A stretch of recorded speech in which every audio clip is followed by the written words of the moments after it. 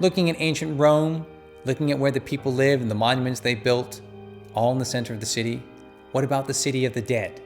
Where do you bury all those Romans when their time has come? Well, the tradition in Rome is to build them outside the city walls, to build them outside the pomerium, this magical boundary line preserving the city. So oftentimes you build them along the roads leading into the city of Rome. As you approach the city, you'd see tombs of varying scales and sizes. Some very impressive for the statesmen and the wealthy families, and some quite modest, merely a tile on top of a jar. Nothing is more famous than the road, the Via Appia, which has massive monuments. A real standout today is the tomb of Caecilia Metella of the Augustan age. What about inside the city of Rome? Although this is the tradition to bury the dead outside the city walls for hygienic and sanitary purposes, we do have a couple of standout tombs. For example, the column of Trajan is the tomb of Trajan.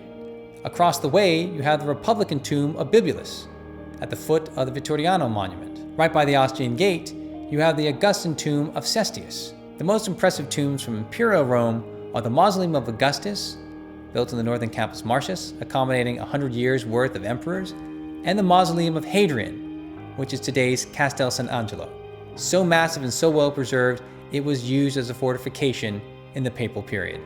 So there are some exceptions. But generally speaking, you bury the dead outside the walls, you bury the dead along the roads leading into Rome. In Rome's early history, you had both cremation and inhumation.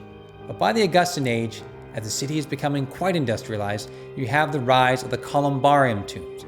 And this was a space that looked like a dovecote. Each niche would hold the cremated remains of the deceased in a jar. By the 2nd century AD, there's the rise of the sarcophagus. If you're not very wealthy, you could be in a box made of wood or even terracotta. But the truly wealthy were buried in a sarcophagus carved out of marble.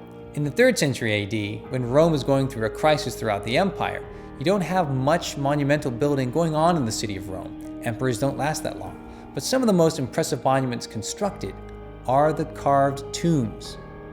And two standouts are the Portinaccio sarcophagus and the Ludovisi sarcophagus. And these are examples of the greatest stone carving that you could find in the empire at the time. Richly carved, deeply drilled, the figures appear in high relief, one intertwined with the other. It's very clear to see on top the victorious Romans and the barbarians underfoot down below. But it's something unlike anything had ever been carved on a relief panel before. It also shows you that there's still a lot of money and attention going on in Rome. Where are the Christians buried originally? Well, they're buried outside along the roads. They're buried in catacombs. The tradition of burying the dead underground starts in the pagan period, and you also have very old Jewish catacombs in the city of Rome. At least 3 have been documented. In the 1st centuries AD, the Christians continued this tradition and bury the dead underground in corridors that are cut right out of the tuff or the bedrock of Rome. Ultimately, with the fall of Rome and the shrinking of population, you're burying the dead inside the city, even around the remains of the Colosseum or inside the Colosseum. So something has dramatically changed in the medieval period, and there no longer is that stigma that you have to bury the dead outside. You also don't have the same kind of population at that time.